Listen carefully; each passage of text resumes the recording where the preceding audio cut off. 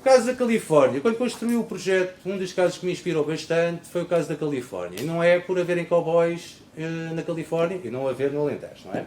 É exatamente porquê? É porque é o sistema de transformação que surge na Califórnia no meados do século XIX e a intensificação e reestruturação da agricultura é um processo que se depois alarga ao mundo inteiro.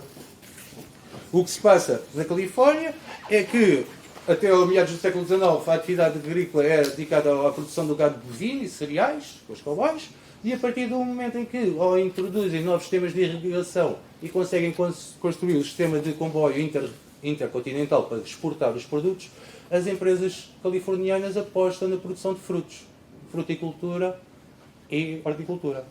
Isto fez com que houvesse um processo de reestruturação e uma grande procura de mão de obra estrangeira. Na Califórnia, no século XIX, foi preenchida por chineses, no início do século foi preenchida por japoneses e depois da Primeira Guerra Mundial foi preenchida por mexicanos, o padrão que se persiste até hoje. Ou seja, a agricultura californiana está estruturalmente dependente do trabalho dos mexicanos. O que é que acontece na atualidade? Na atualidade, a Califórnia opera como um sistema de porta giratória. Os mexicanos entram através da fronteira ilegalmente na Califórnia, procuram trabalhos sazonais na agricultura e uma vez que se consigam regularizar, fogem da agricultura para outras atividades económicas que lhes permitam uma ascensão social. Seja, por exemplo, o embalamento da carne, em que a atividade é contínua o ano inteiro e não é sazonal. Portanto, o que os estudos nos Estados Unidos têm vindo a revelar é que a imigração irregular tem desincentivado a modernização do processo produtivo na Califórnia. Ou seja, ao longo da história, quando não há imigrantes, existem grandes progressos tecnológicos em termos da produção do tomate e da automatização da recolha do tomate. Isto passou-se na década de 70 na Califórnia. E então, o que os estudos nos têm relevado é que desincentiva a modernização do processo produtivo, desincentiva o aumento dos salários, e a imigração regular tem sido uma forma, segundo o autor deste estudo, de transferir pobreza do México, das zonas rurais do México, para as zonas rurais da Califórnia. População, os imigrantes são altamente desqualificados e os que ficam continuam desqualificados e os que conseguem ascender socialmente, então é porque se deslocalizaram da Califórnia. Outro problema que tem havido com a questão da imigração é a questão que também se passa aqui, a elevada pressão sobre o mercado da habitação. Faz com que localidades pequenas da Califórnia tenham custos para adquirir uma casa, em relação ao salário médio, sejam superiores a Nova Iorque. Porquê? Porque os salários dos trabalhadores sazonais agrícolas não conseguem receber um ordenado estável durante 12 meses, se só recebem 6 meses, ficam abaixo do limiar da pobreza de um cidadão normal dos Estados Unidos. Em contraponto à sua perspectiva do México, estão a ser beneficiados, porque ganham mais dinheiro do que no México. Mas relativamente à média de salários americana, eles ficam abaixo do limiar da pobreza. E então o que acontece é que o acesso à habitação, relativamente aos seus rendimentos, é muito superior, por exemplo, a certas zonas de Nova Iorque. Apesar de ser zonas pobres, rurais pobres. Este desequilíbrio está... Portanto, eles já estão com um século e meio deste fenómeno, já estão têm muito mais experiência, enquanto podíamos, por exemplo, também fazer no futuro, pretendemos fazer comparações com a zona de Huelva, do El Ejido. E, como as dinâmicas que se passaram em Huelva podem ou não ser verificadas aqui, as diferenças e as semelhanças. Já sabemos algumas, mas ainda não temos. Isto é a contextualização do nosso projeto. Em termos de metodologia, como vos disse, o primeiro objetivo foi realizar a revisão da literatura disponível sobre a imigração para fins laborais, que não vou estar, já referi aqui alguma, e a seguir dividimos então o projeto em uma análise de cima para baixo e análise de baixo para cima, top-down e bottom-down. Análise top-down. O nosso objetivo, análise top-down, seria o quê? Basearmos apenas em estatísticas, estávamos em Lisboa, nos nossos gabinetes em Lisboa, recolhemos as estatísticas do INE e realizávamos o estudo científico nesta base. Nos dados disponíveis pelas entidades nacionais. Seria uma análise de cima para baixo, estaríamos em Lisboa, trabalharíamos com dados macro e nunca iríamos ao terreno recolher dados. É uma análise válida que deve ser realizada porque é isto que nos contextualiza um bocadinho aquilo que nós vamos posteriormente depois avaliar. Por outro, podemos comparar as taxas de crescimento entre regiões, entre distritos e compreender o que é. A partir de uma coisa que a Alejandra já apontou, com poucos meses de investigação, já sabemos que Beja tem uma incidência do fenómeno de imigração muito superior a Évora e Porto Alegre. Com o início isto não era líquido para mim. Quando eu construí o projeto, eu pensava que o fenómeno estaria distribuído de uma forma mais equilibrada nos 3 distritos, mas não é isso, por uma razão, nós já vemos à frente. Análise bottom-up, esta sim, é a análise baseada no levantamento de dados derivados de trabalho de campo. Tem evoluído bastante, graças ao trabalho de equipa. Ao início pensávamos fazer um estudo de inquéritos, e nesta vez, e graças também a algumas entrevistas, realizámos que os imigrantes de hoje em dia são imigrantes do século XXI, com telemóveis de terceira geração, em que não será, calhar, tão necessário então ter-se pessoas a realizar os questionários e será possível eles distribuírem os questionários em rede e responderem aos questionários via anónima. A análise para o impacto vai ser então derivada do trabalho de campo, queremos saber as necessidades de mão de obra estrangeira e queremos fazer a análise do perfil. Como é que nós vamos conseguir fazer isto? Primeiro vamos realizar entrevistas. A primeira fase das entrevistas tem sido com stakeholders, entidades públicas relacionadas com o fenómeno, de forma a quê? De forma a gente ter alguma mais informação mais rica antes de realizarmos as entrevistas com os empregadores. No projeto não está previsto entrevistas com os trabalhadores imigrantes por uma razão, é uma análise demasiado fina, nós não nos interessamos o percurso dos imigrantes até Portugal.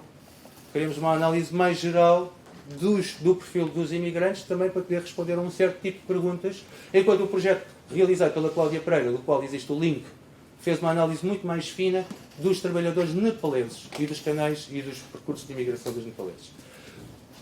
Como é que então vamos fazer? As entrevistas, como vos disse, serão realizadas nas explorações agrícolas, nos casos entrevistados. A informação disponibilizada só pode ser utilizada por escrito se houver uma autorização por escrito do entrevistado.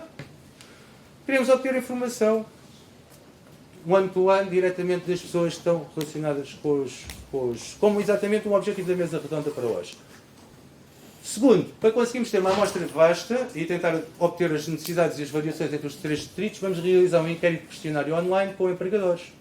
Saber as necessidades de mão de obra atuais e futuras, as alternativas que dispõem às de contratação de trabalhadores estrangeiros, os problemas e as vantagens inerentes à contratação dos trabalhadores estrangeiros e os canais de contratação dos trabalhadores.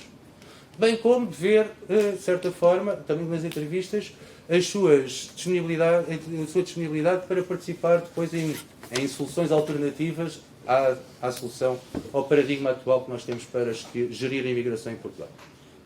Inquérito ao questionário online para trabalhadores estrangeiros.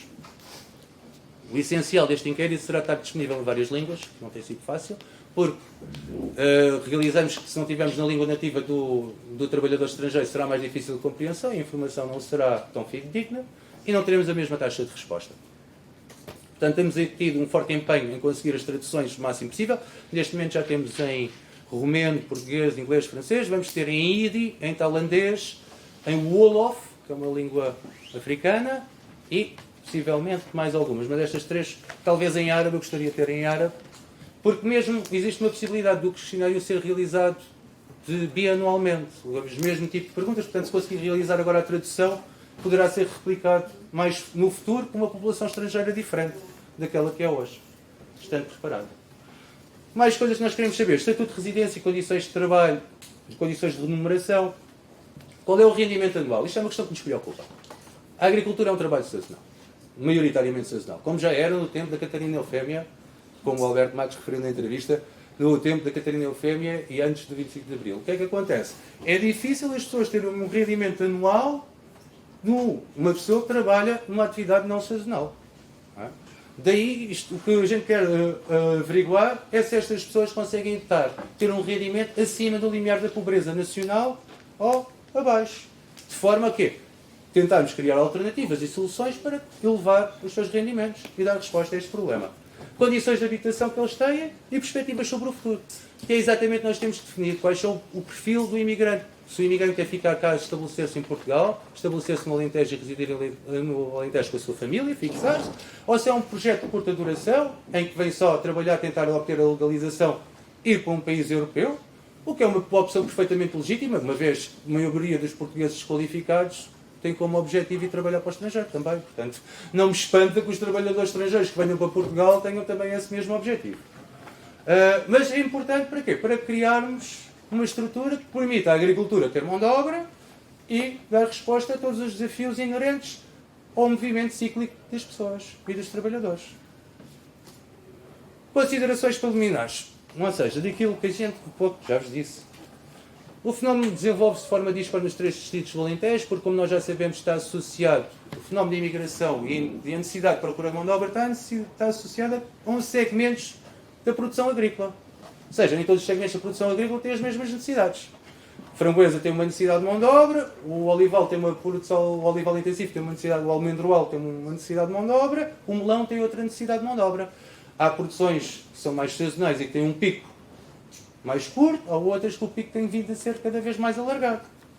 Portanto, o fenómeno não se desenvolve de forma equilibrada nos 3 distritos do Alentejo. Existe uma elevada pressão sobre o mercado habitacional, nomeadamente, como já sabemos, em Beja, dado a concentração, mas poderá haver soluções. Já em entrevistas de outras entidades públicas indicaram-nos que já existem projetos preliminares inspirados em Espanha de construção de albergues de trabalhadores rurais com apoio social, construído para trabalhadores estrangeiros em localidades específicas para dar a resposta a este mesmo problema. Poderá não ser necessariamente em Odmira, poderá ser no concelho limítrofe, ao lado, não tem tanta pressão habitacional. Portanto, o objetivo do nosso projeto é tentar criar estas sinergias e criar estas soluções. Por exemplo, também através das entrevistas, sabemos que existe elevada pressão sobre o Centro de Saúde de Odmira, mas também sabemos que o Centro de Saúde de Grândola tem um déficit de utilizadores de utentes. Se conseguíssemos arranjar uma maneira de equilibrar, conseguiríamos ter uma mais-valia. Custos de imigração, esta é a questão da política de imigração e da política que me diz. Os custos de imigração, do paradigma de imigração português, não é muito diferente daquele que foi em 2002. Podem entrar os que quiserem e os que conseguirem, regularizem-se os que conseguirem e nós daremos a regularização ao fim de 2 anos de uma luta infinita dos imigrantes em Portugal. O que é que sucede? Os custos de imigração do transporte são pagos pelos imigrantes, na grande maioria. Os custos da regularização também são pagos pelos imigrantes, na própria maioria. O Estado português inibe-se, possivelmente, faz uma regularização a posteriori, tem um sistema de regularização muito flexível, que o favorece, porque durante 2 anos recebe, se calhar, benefícios fiscais dos imigrantes que ainda nem sequer são regulares e nem têm acesso regular aos direitos sociais que deveriam ter enquanto trabalhadores. Não é? Sim. Terminar. Perguntas.